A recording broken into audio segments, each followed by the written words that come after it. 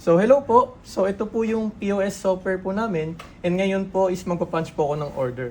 So nandito po yung food menu natin. So for example, umorder si customer ng cheese pizza and then umorder siya ng hamburger, umorder siya ng egg burger, and then drinks, umorder siya ng Pepsi and then melon soda. Ayan. So, ito po yung summary ng order ni customer and then yung total bill na kailangan niyang bayaran is 1,075.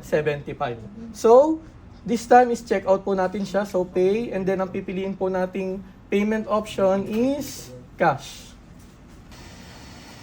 So, magbabayad po si customer ng cash using RC Pay na nag-accept ng bills and ng coins. So, paano tayo magbabayad? So, lagay lang natin dito yung coins and then dito naman yung bills natin. So, yung total na receive ng machine natin is 1,155 and may change po siya na 80 pesos.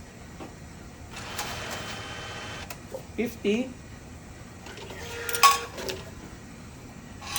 and then 80 pesos. So, ito naman po yung sales invoice po natin.